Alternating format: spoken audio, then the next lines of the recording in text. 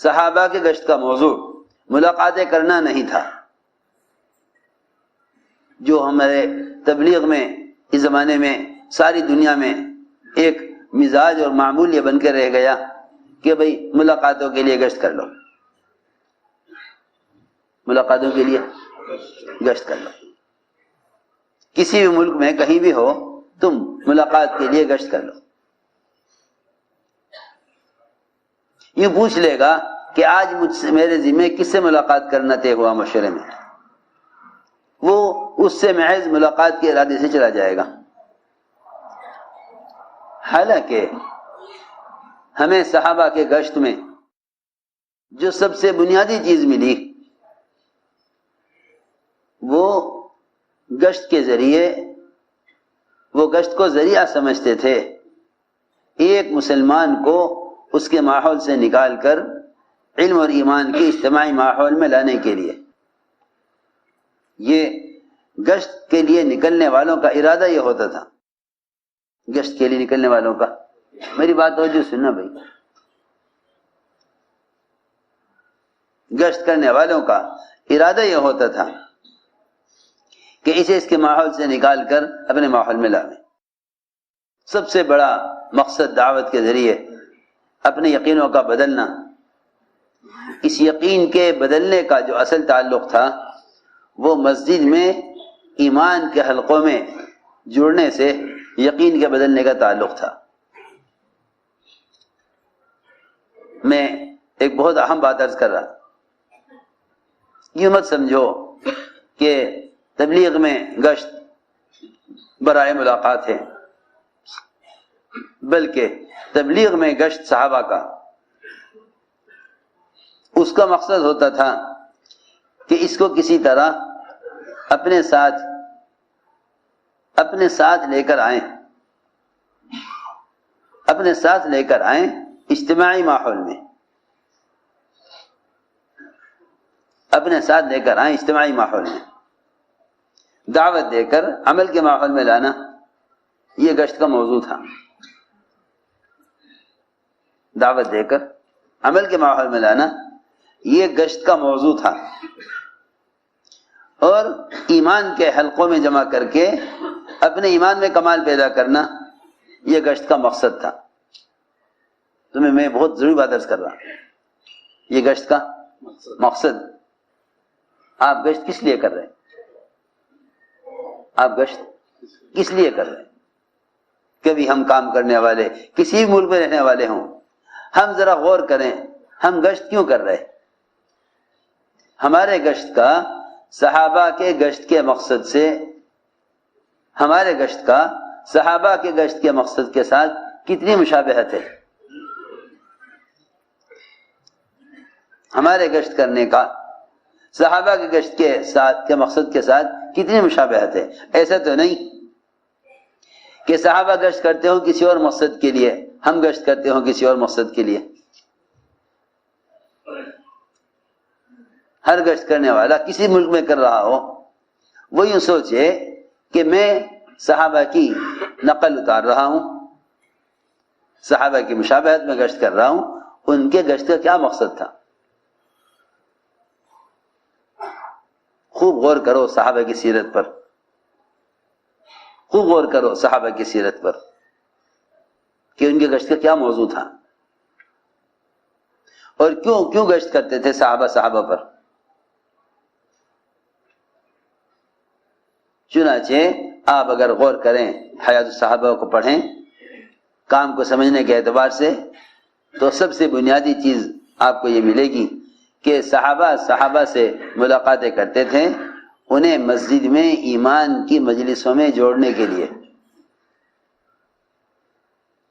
مسجدوں میں ایمان کی مجلسوں میں جوڑنے کے لیے۔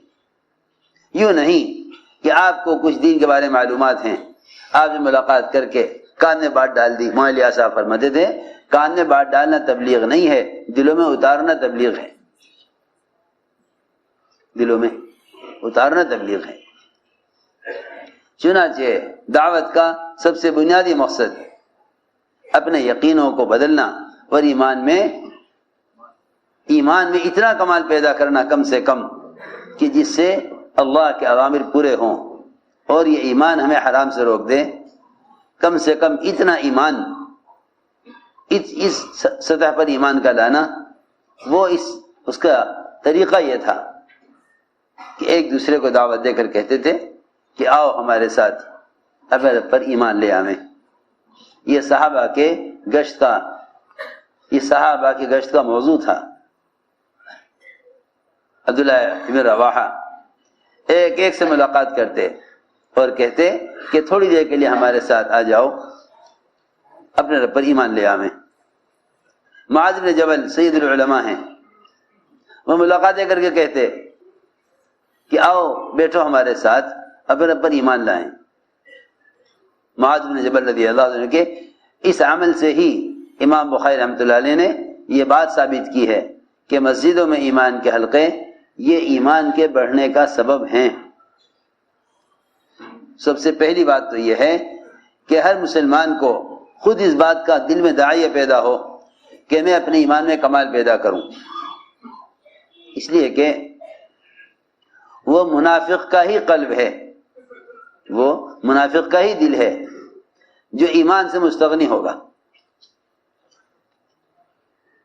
وہ ایمان سے مستغنی ہوگا، ورنہ جس کے دل میں جتنا ایمان قوی ہوگا وہ اتنا ہی ایمان کے بڑھانے کا طالب اور محتاج ہوگا،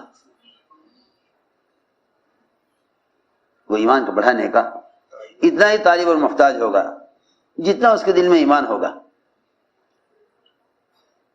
جو آدمی جتنا صحت مند ہوگا اتنی ہی اس کے اندر بھوک زیادہ ہوگی، یہ اس کی صحت کی علامت ہے کہ اس کو بھوک ہو۔ یہ بیماری ہے کہ اس میں غذا کی طلب نہ ہو، یہ بیماری کی علامت ہے، یہ بیماری کی علامت ہے کہ غذا کی طلب نہ ہو۔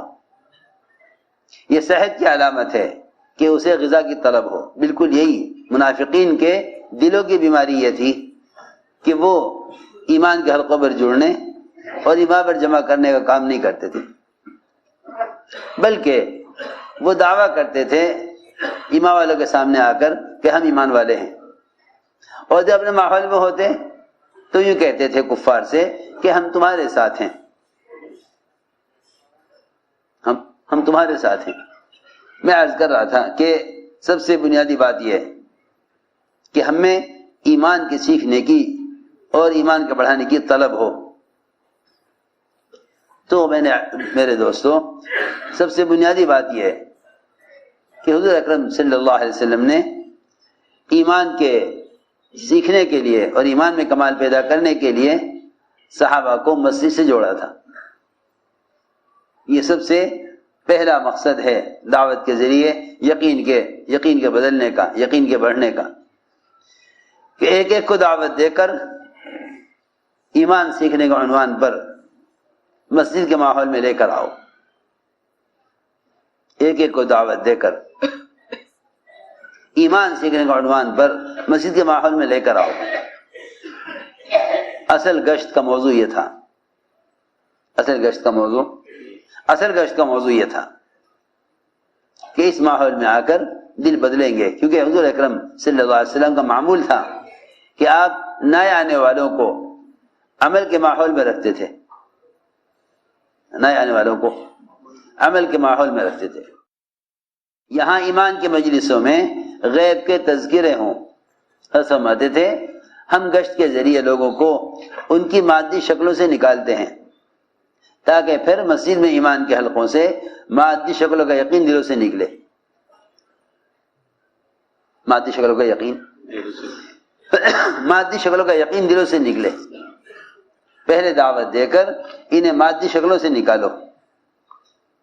جتنی بھی مسجد سے باہر کی پھیلی ہوئی شکلیں ہیں، تجارت کی، زراعت کی، سرمایہ داری اور حکومت اور سیاست کی، تمام جتنے بھی کمانے کے نقشے ہیں، ان سارے نقشوں میں سے پہلے دعوت دے کر انہیں مسجد کے ماحول میں لاؤ۔ ہم سمجھتے تھے مسجد میں لانے کی غرض یہ ہے تاکہ اللہ کے غیر سے ہونے کا یقین نکلے، اللہ کی ذات عالی سے ہونے کا یقین پیدا ہو۔ غلط یقینوں کو دلوں سے نکالنے اور صحیح یقین کو پیدا کرنے کے لیے ہمیں مسلمان کو دعوت دے کر اس کو اس کے مادی نقشوں سے نکالنا ہوگا۔ دیکھو تو صحیح، کتنی آسان بات ہے۔ ہم ابھی تک یہ سمجھتے ہیں کہ ملاقاتیں کر کے دین بتلا دینا کافی ہے، حالانکہ صحابہ کرام کمال ایمان پر تھے، ایک دوسرے کو خوشامد کرتے، اجلس بنا نؤمن ساعتن، آؤ ہمارے ساتھ بیٹھو تھوڑی دیر ایمان لے آویں، چلو ہمارے ساتھ چلو تھوڑی دیر کے لیے ایمان لے آویں، آؤ ہمارے ساتھ بیٹھو تھوڑی دیر کے لیے ایمان لے آویں۔ حضرت عمر رضی اللہ فرماتے تھے یہ کام میں اس لیے کرتا ہوں تاکہ میرے ایمان میں ترقی ہو۔ حضرت عمر خود فرماتے ہیں یہ کام میں اس لیے کرتا تھا تاکہ میرے ایمان میں ترقی ہو۔